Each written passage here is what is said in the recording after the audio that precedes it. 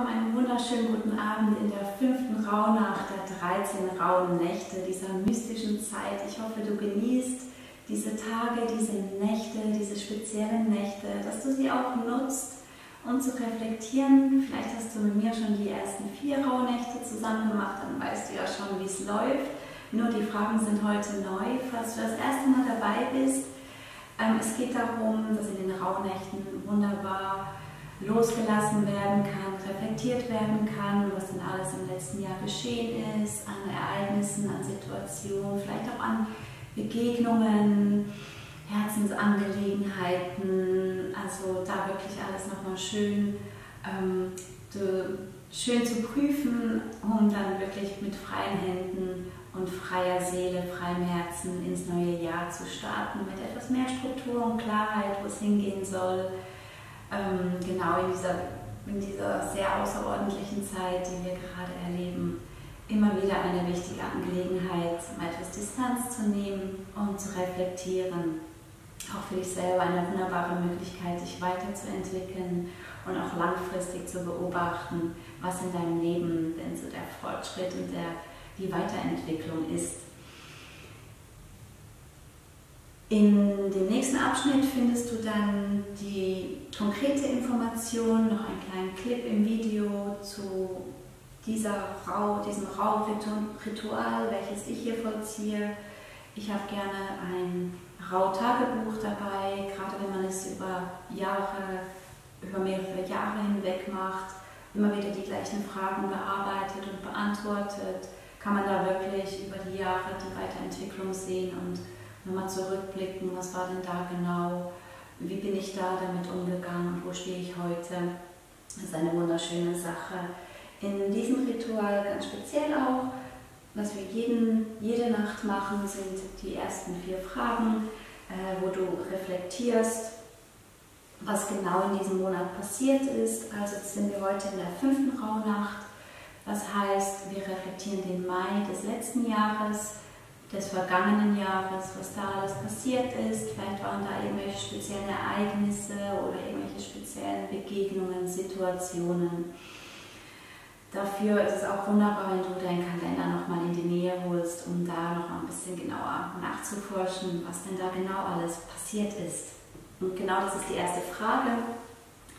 Was ist in diesem Monat passiert? Also was genau ist im April so passiert? Was hast du da für Erlebnisse gehabt? Was für Situationen? Was für Begegnungen?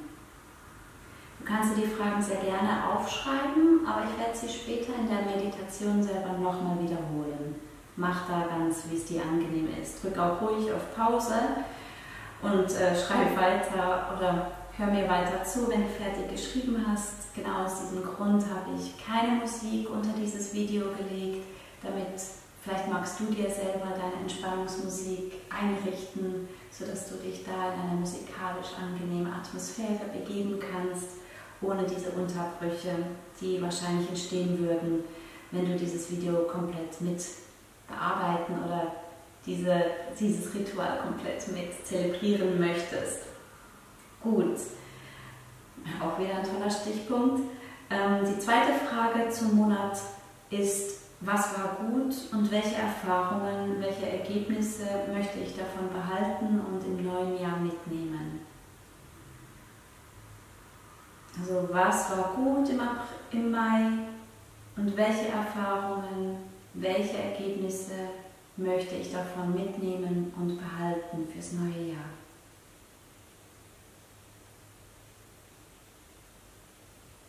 Was für Hindernisse hast du im Mai des letzten Jahres erlebt? Oder was für Hindernisse und Überwindungen hattest du im Mai erfahren?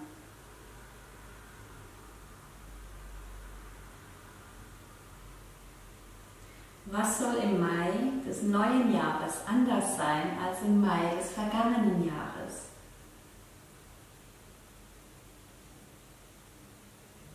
Was soll im neuen Jahr, in diesem Monat, also was soll im Mai anders sein als im Mai des vergangenen Jahres?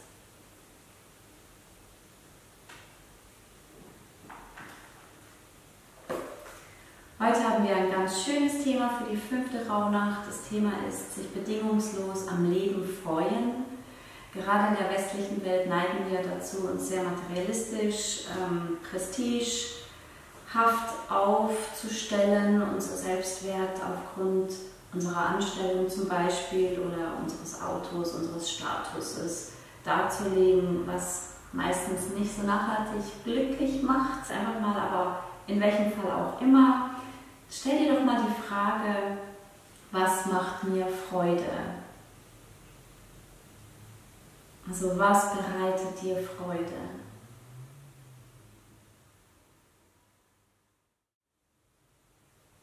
Die zweite Frage, wie fühlt sich Freude in dir an?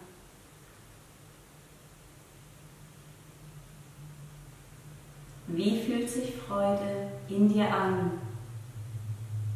Und geh dann richtig in dieses Gefühl hinein.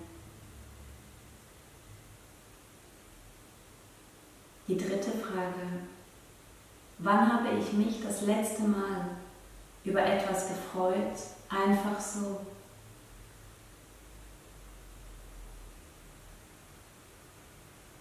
Wann habe ich mich das letzte Mal über etwas gefreut, einfach so?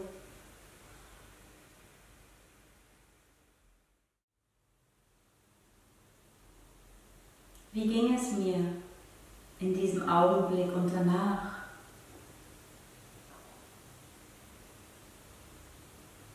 Wie ging es mir in diesem Augenblick und danach? Was brauche ich, um mich auf die Augenblicke der Freude wieder einzulassen, ohne Vorbedingung, ohne Wenn und Aber?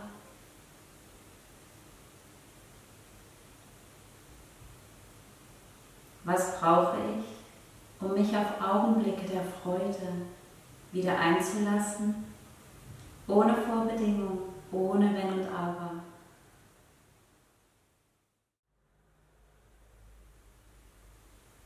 Was hilft dir, die Fähigkeit zur bedingungslosen Freude in dir zu stärken?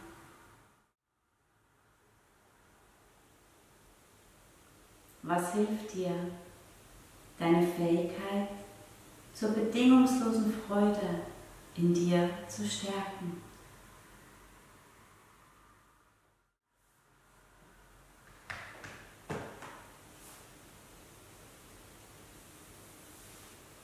Nun wünsche ich dir ganz viel Spaß. Als nächstes kommt die Anleitung zum Räuchern und danach führe ich dich in die Meditation zu den Fragen. Wie gesagt, mach sie bequem, mach dir schöne Musik an, nimm Kerzen, um dein Ambiente noch zu unterstützen, nimm deine Meditationsmatte, sei unbedingt auch hier großzügig mit dir selbst, nimm eine Decke unter deine Knie, damit du dann auch beharrlich und gemütlich aushalten und meditieren kannst. Ich wünsche dir ganz viel Spaß beim Innekehren, beim Loslassen, beim Reflektieren. Schön bist du dabei. Anleitung Rauhnacht-Ritual Räuchern. Ein Kalender des vergangenen Jahres kann sehr hilfreich sein, zurückzublicken, was genau in welchem Monat passiert ist, wo die Ereignisse, Erlebnisse oder Begegnungen stattgefunden haben. Also lege dir deinen Kalender mit bereit.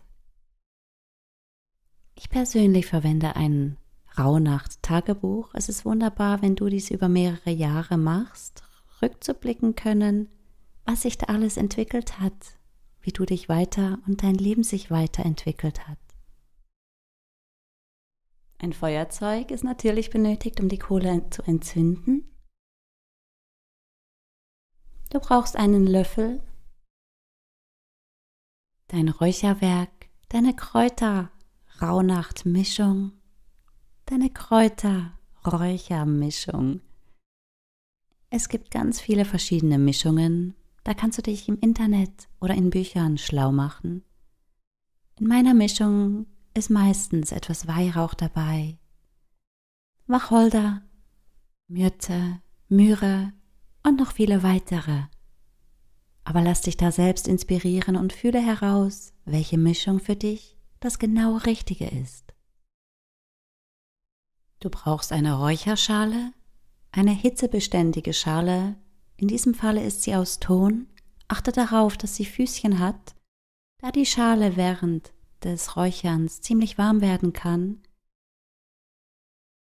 Es gibt verschiedene Größen und Dicken von Kohle. Kohle kannst du in einem esoterischen Shop kaufen, aber auch bei einem Tabakhändler. Bei dem Tabakhändler ist es wohl ein bisschen günstiger. Es gibt verschiedene Dicken, da kannst du selber entscheiden, wie lange du räuchern möchtest. Je größer die Kohle, je länger kannst du räuchern. Was aber auch zu beachten ist, je kleiner, je schwieriger das Räucherwerk wirklich auf der Kohle sauber zu platzieren. Ich empfehle dir zu achten, dass deine Kohle eine leichte Kerbe hat, sodass das Räucherwerk hier einfach zu platzieren ist. Hitzebeständiger Sand darf natürlich nicht fehlen. Der hält die Hitze der Kohle von der Schale ab und macht das Ganze sicher. Nun, das Räucherwerk entzünden. Wie geht denn das ganz genau? Also, mein Tipp ist, ich empfehle dir, den hitzebeständigen Sand ungefähr 3/4 der Schale hoch einzugießen, sodass auch hier genügend Puffer von der Kohle zu deiner Schale gegeben ist. Achte darauf, dass zwischen der Schale und der Kohle genügend Platz bleibt, nicht nur um die Wärme zu dämmen, sondern auch darum, um deine verbrannte Kräutermischung auf die Seite schieben zu können, um einen neuen Aufguss zu machen. Beim Entzünden der Kohle achte darauf, am Anfang funkt sie ziemlich, vielleicht hier wirklich über deiner Räucherschale bleiben. Ja, nicht auf leicht entzündbaren Unterlagen oder brennbaren Unterlagen vollziehen. Sobald sie entzündet ist, kannst du wie eine kleine Glutkette beobachten in deiner Kohle. Auch hier ganz wichtig, verbrenn dir nicht die Finger. Und nun geht es darum, zu warten, bis die komplette Kohle durchgehitzt ist. Und das zeigt sich, indem sie weiß wird.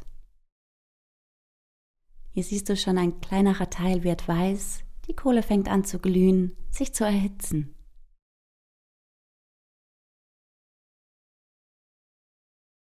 Und sobald die Kohle komplett durchgehitzt ist und überall weiß, wird es Zeit, mit dem Räuchern zu beginnen.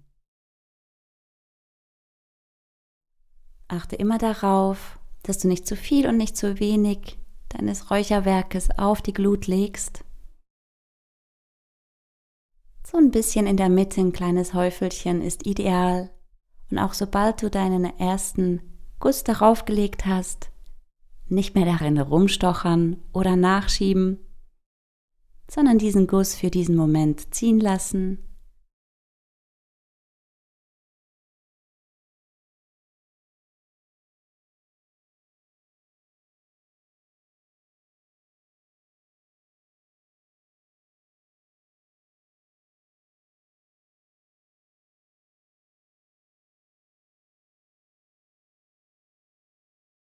Es ist auch wunderbar, dem Rauch einfach zuzuschauen, wie er tanzt, zu riechen, wie er dich und deinen Raum beduftet.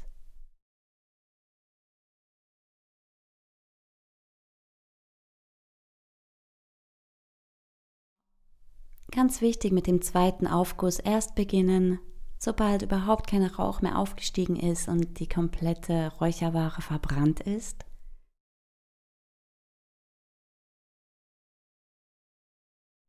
Danach schiebe ich die verbrannte Räucherware auf die Seite, in den Sand hinein, da glüht sie vielleicht noch ein bisschen weiter. Und auch hier siehst du, wie die Kohle komplett und vollständig glüht. Du kannst das Räuchern vor oder während deiner Meditation in dieser Rauhnacht vollziehen. Da entscheidest du, wie es für dich am angenehmsten, am stimmigsten ist. Doch ich lade dich ein, jetzt langsam in deine Meditation zu kommen.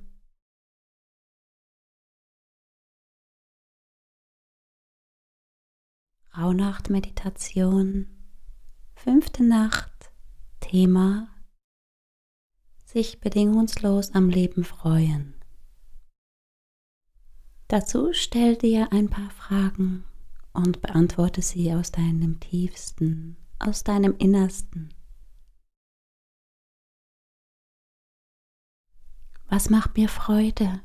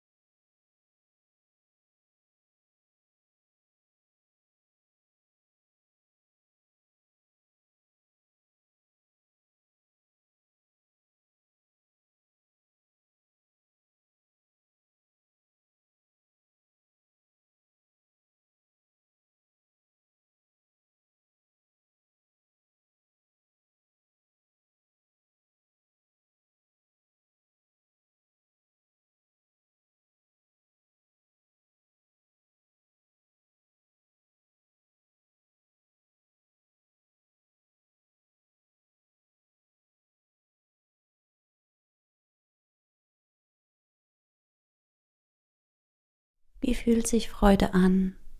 Was fühle ich, wenn ich mich freue? Gehe tief in das Gefühl der Freude und genieße dieses Gefühl, nimm es wahr.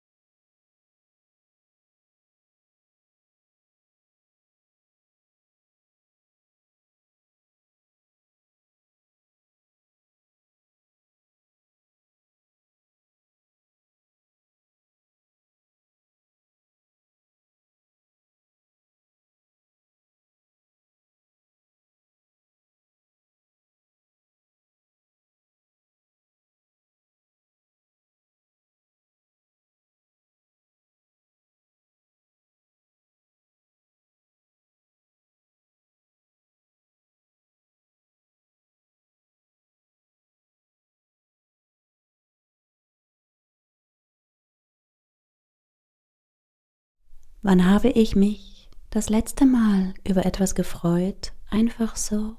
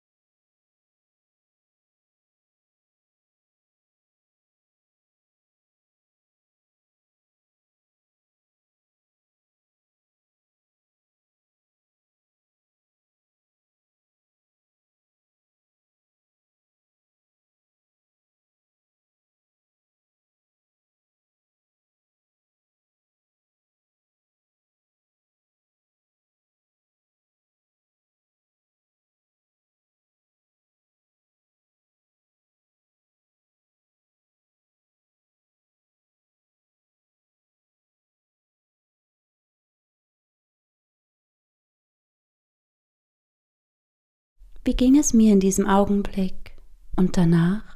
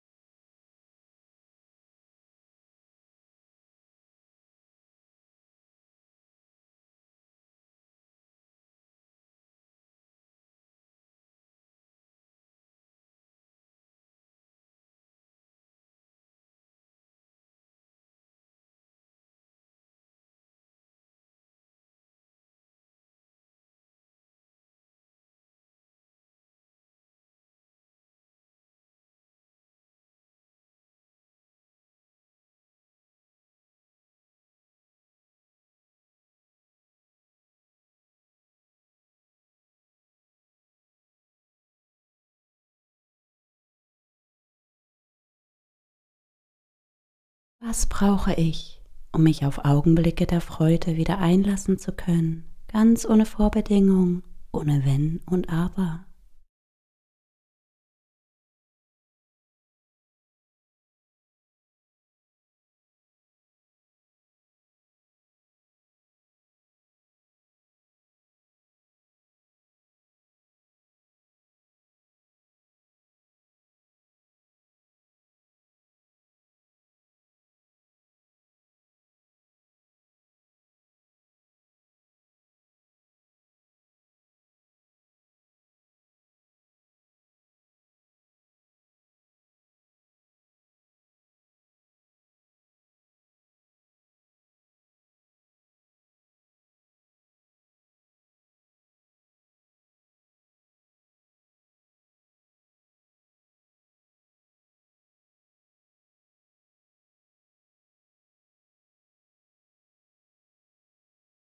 Was hilft mir, meine Fähigkeit zur bedingungslosen Freude in mir zu stärken?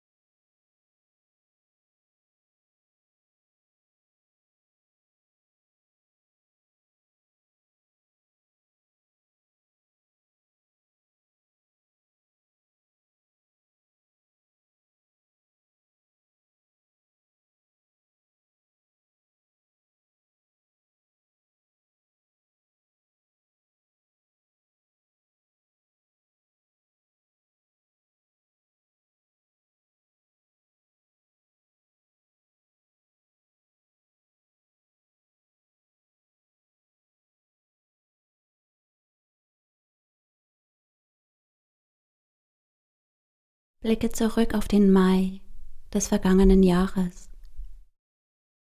Was ist im Mai des vergangenen Jahres passiert? Was für Erlebnisse oder Ereignisse haben sich ereignet? Hattest du spezielle Begegnungen? Reflektiere. Was ist im Mai passiert?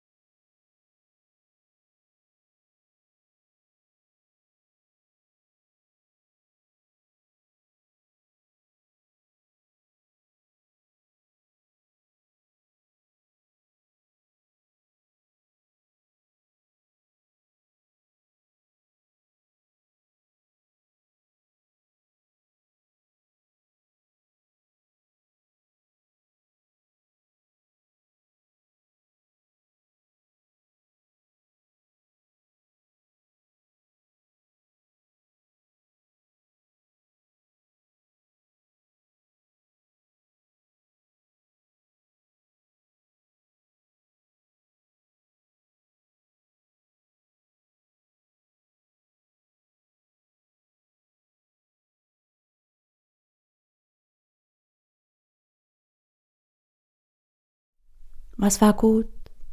Welche Erfahrungen, Ergebnisse möchte ich davon behalten und ins neue Jahr mitnehmen?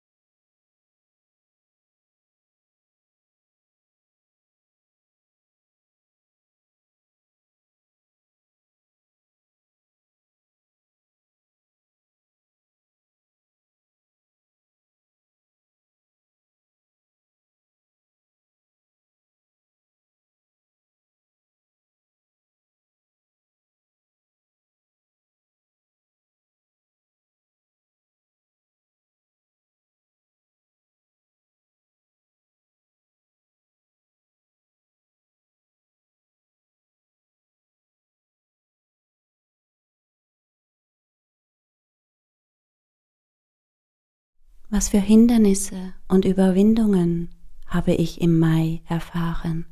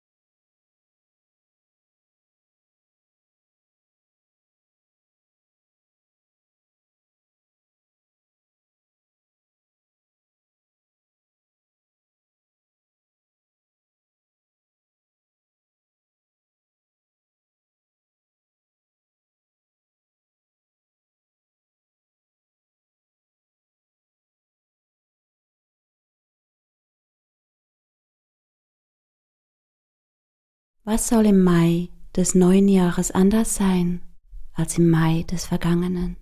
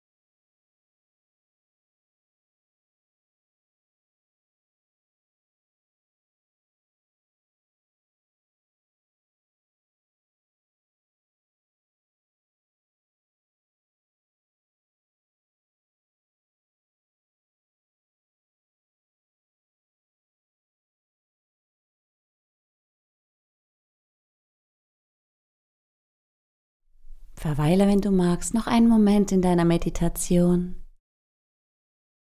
Ich verabschiede mich und lade dich ein, dich bei dir selbst, bei deinem Leben, bei deinem höheren Ich, bei dem Universum oder dem Kosmos, deinem Geistesführer, wo auch immer du deinen Dank hinrichten möchtest, zu bedanken. Führe deine Handflächen zusammen und deine Daumen vor dein Herz. Bedanke dich für deinen wunderschönen, gesunden Körper, mit dem du alles machen kannst, was du möchtest.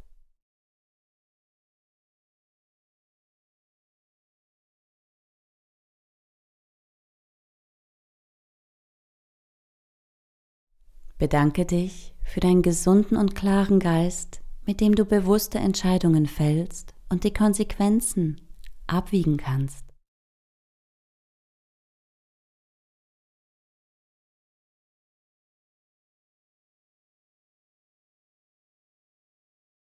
Für dein Herz voller Wärme, Mitgefühl und Liebe, dich selbst und die Welt damit bereicherst.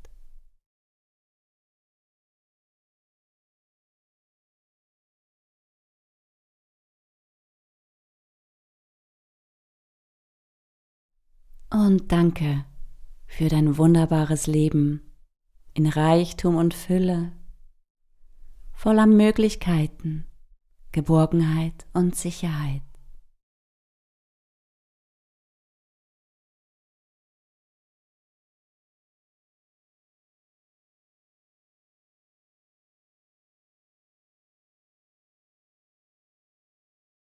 Ich danke dir ganz herzlich fürs Mitmachen. Wünsche dir nur alles Liebe, nur das Allerbeste. Wenn du meine Arbeit wertschätzen möchtest, abonniere doch meinen Kanal oder schau weiter in das Video morgen Abend in verschiedene Meditationen auf meinem Kanal. Ich danke dir, nur das Beste für dich. Vielleicht bis morgen Abend. Namaste, deine Julie, The Golden Drop, die Achtsamkeitsschule in Zürich.